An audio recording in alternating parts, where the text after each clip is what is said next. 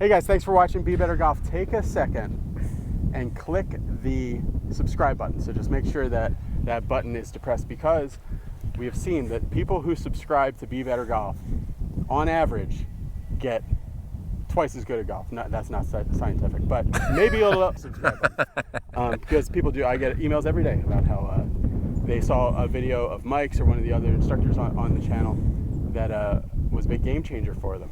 This video, Mike, is going to be called, I don't know if the title will be this, but my own title for it is going to be called Mike Malaska's Excellent Adventure. So, Bill and Ted's Excellent Adventure. You're coming up with some stuff here. Yeah, right. Okay. So we know Bill and Ted's Excellent Adventure was a time travel movie, so this is going to be a time travel. Okay.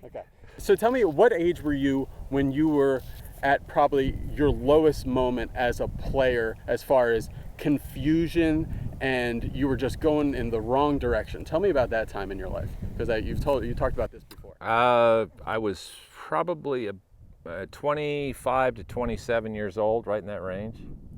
So let's consider that you're going back, and your 26-year-old self is sitting in a locker room just before he's about to go practice, and you have 10 minutes to talk to him and say, listen, I look like your dad's older brother. I understand. But I'm you.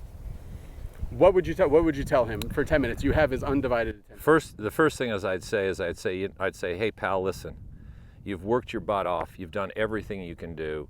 You shouldn't be down on yourself, because there isn't anything. You've practiced, you've worked really hard, you've committed yourself.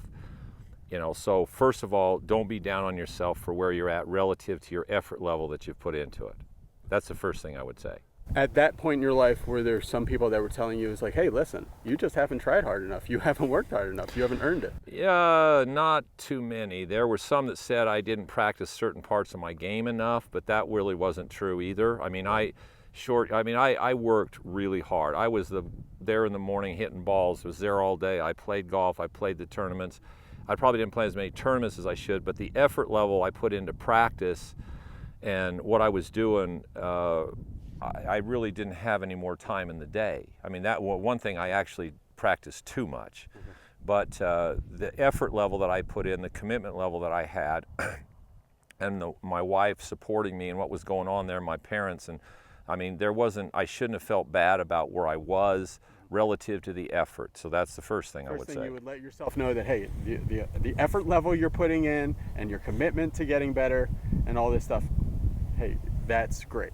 It should have put you to a much higher level than you're at right now relative to where you started, where you were when you were in high school and first year of college. Yeah.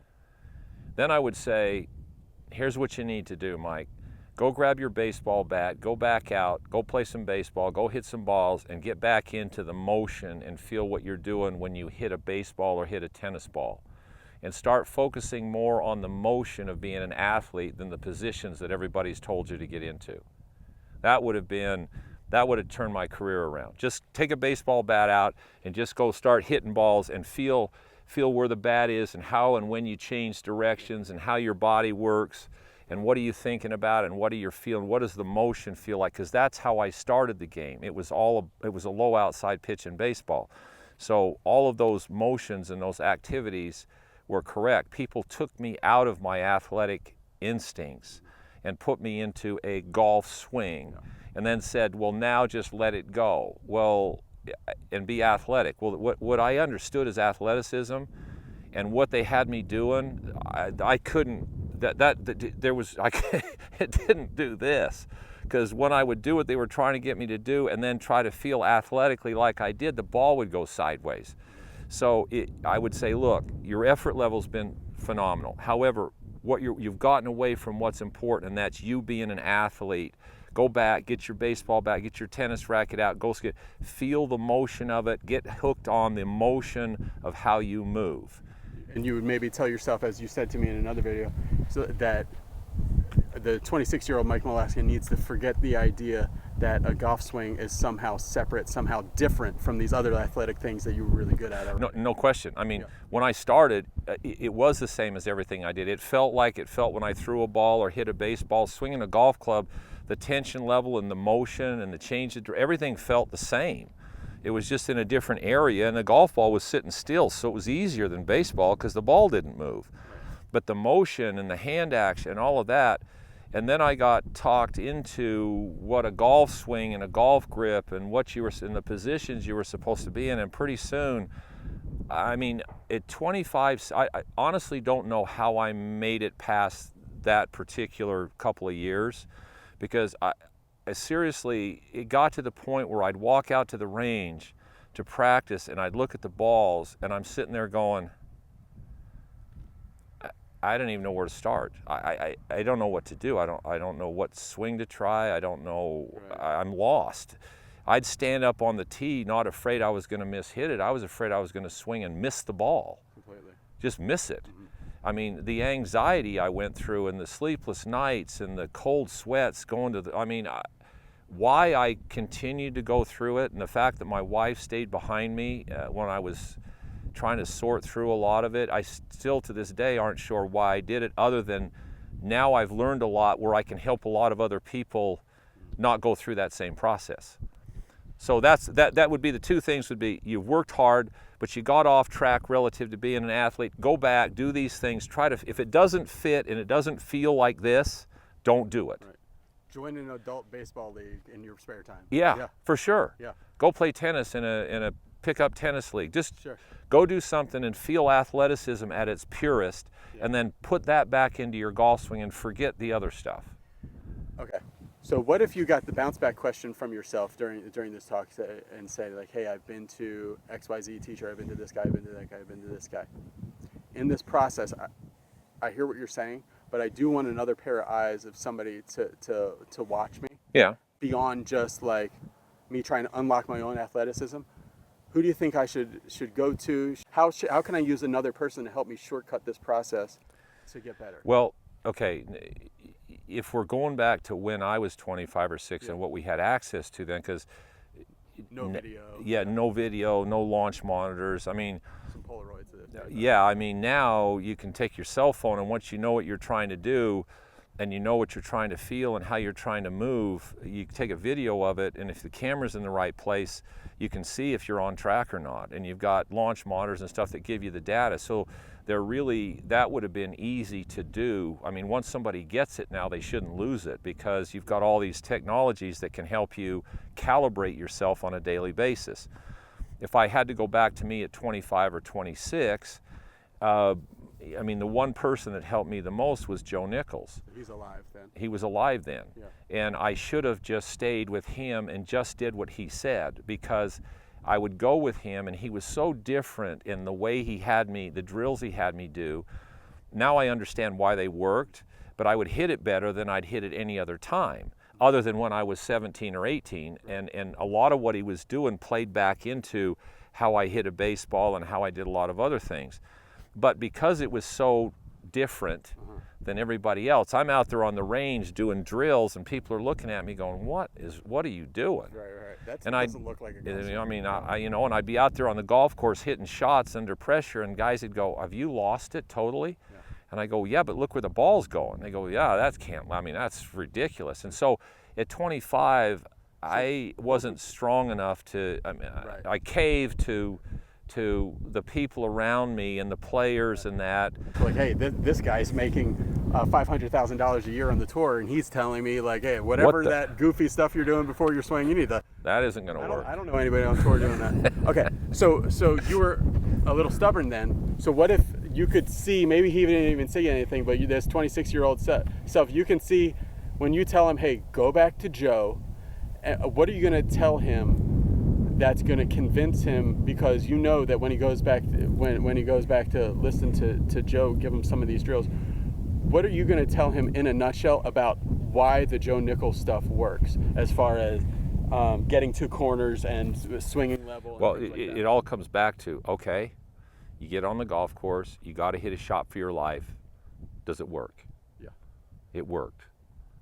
So I could hit it. I could make the ball do something or not do something and hit it and be aggressive with it under pressure. Okay, so somebody asked me, what's a perfect swing? A perfect swing is something that duplicates itself under pressure. Yeah. Okay, So that person, I could have told him, under pressure, using what ideas or what methods have you hit the best shots under pressure, with what Joe was telling you. Okay, this is about what works under pressure. Right.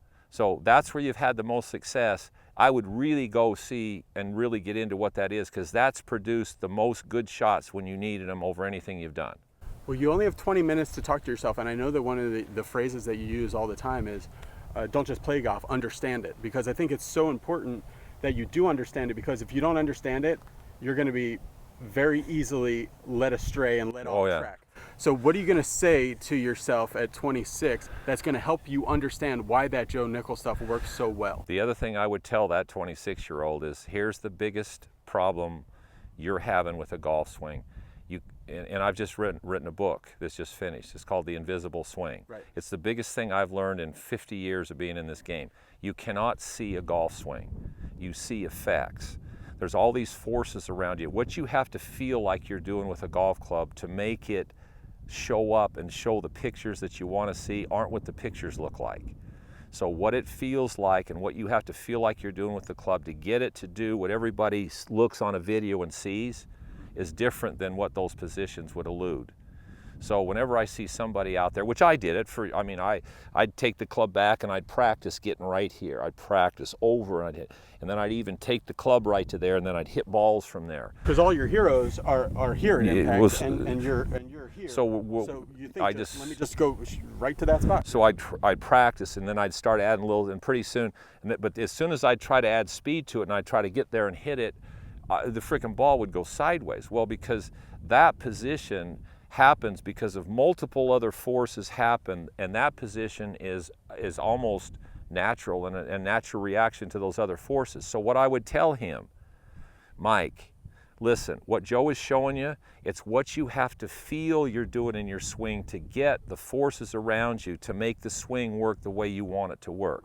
It doesn't look like You'll a get swing. all those good-looking pictures and all those good positions by feeling something that makes no sense. Counterintuitive, yeah. Exactly. Right. That was the biggest thing where Joe was miraculous with, is he knew how to get things to happen with drills that you'd go, what is that? But you'd do it, and all of a sudden, bang, you'd hit the ball. Yeah. And if I saw a picture of it or something, all of a sudden I'm going, well, it feels like I'm doing this, but when I look at it on a graph check, because we didn't have video back then, or you'd VHS tapes, we'd tape them and then look at it, and I'm going, well, now, when I'm doing the drill, it looks funny, but when I try to do that in my swing looks better than it looks when I'm trying to do that.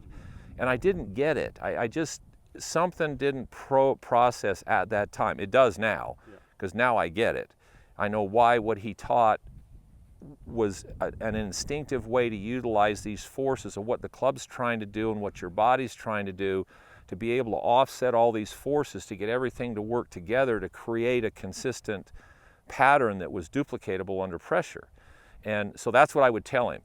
Go back to who you had the most success with, which was Joe, and understand from my history that what he's going to ask you to do and what you're going to practice is not what it's going to look like when you put it to full speed. Mm-hmm. It's not going to. Yeah. And once you understand these forces and you start to understand what that's doing, you'll really understand a golf swing, and it won't get away from you. And I would have had a 10 times better career. The other thing is Joe always wanted me to strengthen my left-hand grip. That's a specific technical thing that you would tell yourself. Listen, your grip's too weak. Your grip. I got bullied out of, because when I started, I had a 10-finger last year high school, first year college, 10-finger, what you'd call a really strong left-hand grip, and right hand right here. Yep. And the first lessons I took, they said, no, that's too strong a grip, and you got your club face too shut. You got to weaken your grip and get the face open, and that was crash. And Joe took me and he says, had to wait 40 years for that to be in vogue. Yeah. Well, now everybody's gone stronger. Right. Well, but a lot of that's because we're starting to understand anatomy and physiology and how the body actually works and how the joints actually are supposed to work. So all of a sudden, old grips, and with the old technology, see, old balls too, you had to take loft off because you had to hit it low because it spun so much. Yeah. So some of that turn the face down stuff was necessary for that spinny ball. Joe said, your grip's gotten it's way too weak and you're having to twist the face too much. He said, get your grip stronger. And even though, you know, I did it, and then I'd do his stuff and I'd hit it well, and then I'd go back out and somebody'd say, my God, your grip's gotten way too strong. You know, and as soon as I'd hook one ball, then I would immediately say, well, my grip's too strong. No, my hand action was off. My grip was actually good. Yeah. That's the other thing. Trust him with the grip and understand that what he's asking you to do and what he's asking you to feel is what you have to feel to make your swing actually show up on a video the way you want it to look. So maybe another thing you might tell yourself in this short amount of time, you might say, hey, listen, right now you are way too susceptible to the opinions of good players. Oh yeah, see, I was. Right. Part of my problem was well, and it's hard not to. If I played well, you're a good guy, you're a good husband, you're a good father. You play bad, what the hell are you doing out here? You're practicing and you're playing bad. And I was also interested in what people thought of my swing at that point. I'd ask somebody, what do you think my swing looks like? You know, do you like my swing? And you know, what Joe told me the first time I asked him that, I said, so do you like my swing? He goes, I won't even tell you what he said, because he was pretty, you know, he wasn't, politically he wouldn't have worked in today's world. It's about it, yeah, but it was like, well, what do you care what it looks like? And I cared. I got to the point because I got so into what a golf swing was supposed to look like. Yeah. And my swing initially when I started, and I'd never seen any pictures because we didn't have them when I started. I'd seen a couple and it kind of looked like what everybody was telling me your swing was supposed to look like. But when I became aware of it and I saw videos, then I was so into what it's supposed to look like. I would say, well, what does it look like at the top? And guys would go, well, you look great. Well, what does it look like on, well, God, your swing is great. And I'm going, why does it feel terrible? Yeah. You know, but it looks good, so I guess I'll go with it. Well, looks are very deceiving. And so, you know, that's another discussion I would have with that 25-year-old is it's not about what somebody else thinks. They don't care. Nobody cares. Yeah. You go out on the range, if you walk out on the range as a player and you go, wow, look who's here, you might as well go home. You walk out on the range, you better walk out there thinking everybody's here to watch you. It's not about them. If all of a sudden you're impressed, well, there's Jack and there's Arnold and there's this guy and that guy and oh my God, here's Watson. How good are these guys? What am I doing here? Well, that would be, that is the answer. What are you doing here? And the second, and each one of those guys hits a couple terrible shots in a tournament. But the second that Mike Malaska hit a terrible shot, and then he had somebody say, well, obviously, look at your grip. Well, yeah. Your entire, everything you've been working on just crumbled. Well, again, I didn't really understand what a golf swing was. I didn't understand any of it. So I was doing what people told me to do, and it didn't necessarily make sense. I just did it, but I didn't understand it. See, now I understand it. So if somebody comes up to me now and says, well, I'm a little confused with how you grip the club. I'd say, well, here's why I do what I do. Well, I think you should do this. I would say, you know what, I really appreciate that, but bye. Yeah, right. Because I get it now. I know how it works. I know the physiology. I know what neutral is in a golf swing and what we thought it was. So I feel like at this point, everything I've been through has allowed me to have a better understanding of the overall picture of what a golf swing is or isn't and how you develop it. And I wouldn't have been, now, knowing what I know now, it's what I had instinctively when I was 18. If I could have taken a hold of the 18-year-old and said, look, you're not going to change anything. You're not going to change your grip. You're not going to change anything. You're going to work on your short game, and you're going to mentally get a little better. I would have had a much better career. What would it have been? I don't know. Right. But I know I would have played better because I had better control of the ball. And I played golf the way you're supposed to play. I played it athletically through pictures and feel. Yeah. I didn't play it through positions. Mm-hmm. And when I got into it and tried to get really good, all of that went away and it went totally into positions and feel. No, the feel went away. Positions, repetition, positions, repetition, and the positions were supposed to give me a feel. And I damn near went crazy doing it. Okay. final thing, so the thing that I'm best at probably is just coming up with creative ideas for videos and scenarios. That is awesome. So that's what I do.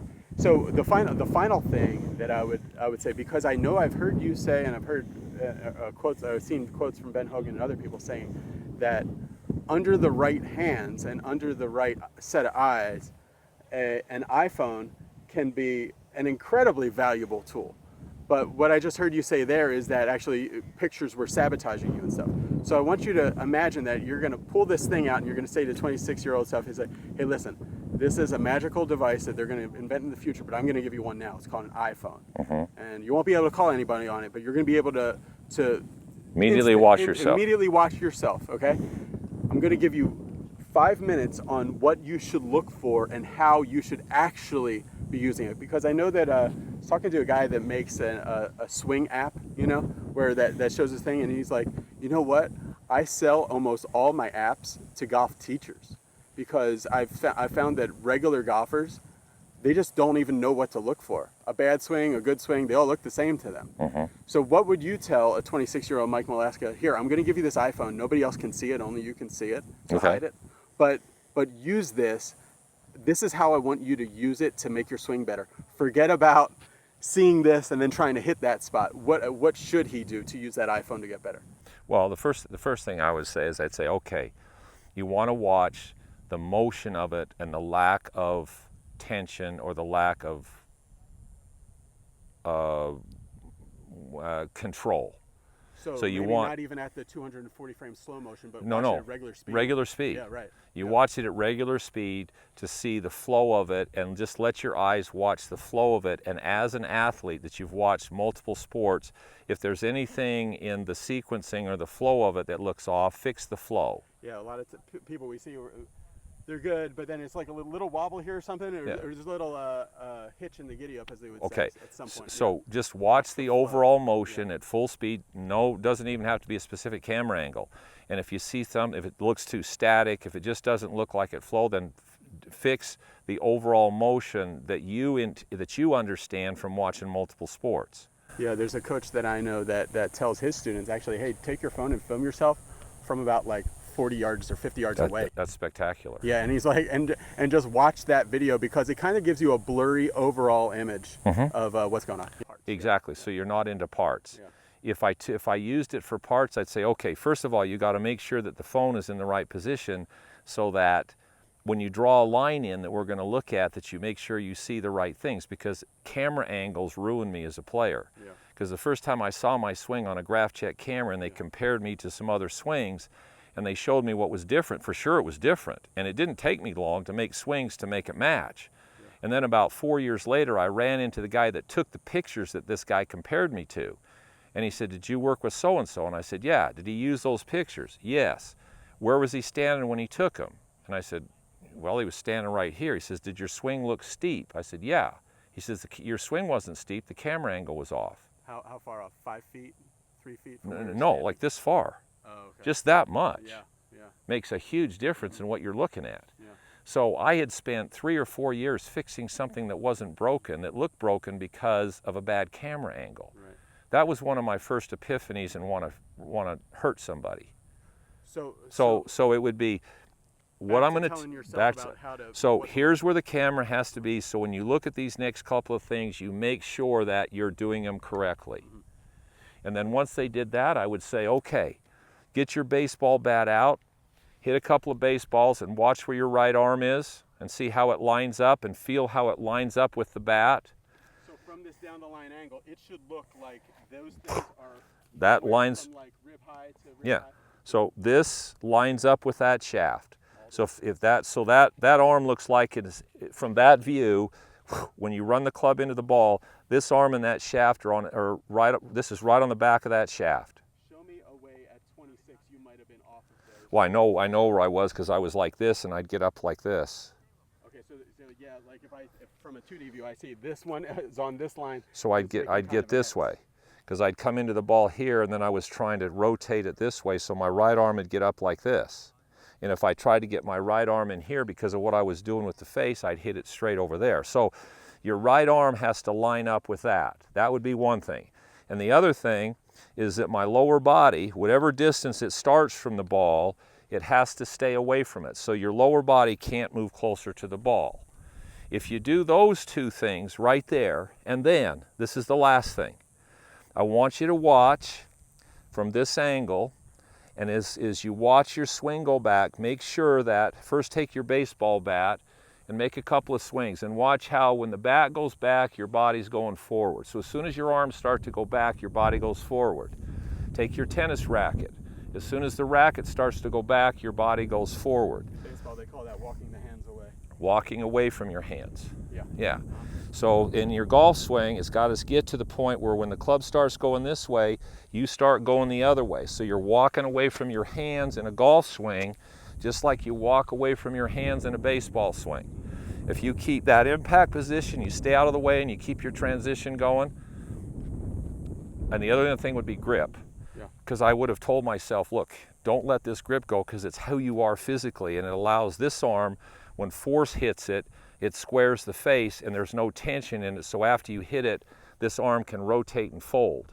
And where it wanted to go this way, and so then I had to try to do something to twist. So then my right arm was doing this instead of my right arm getting on the back of the shaft and just accelerating the shaft. Final question, could you, just so I know, when you're talking about walking the hands away, is that something that's happening at a certain point, or it's like, hey, you're a little bit away from it here, and then you're more because it's... Yeah. So, because I think we did a video before, where even from here, there's already, if there's a little bit of force in the shaft, there's already going this way. That's right. A little bit to balance it. It is. And now it's moving a lot, so now that it's... Well, what happens, it's do that again, do that again. So what happens is,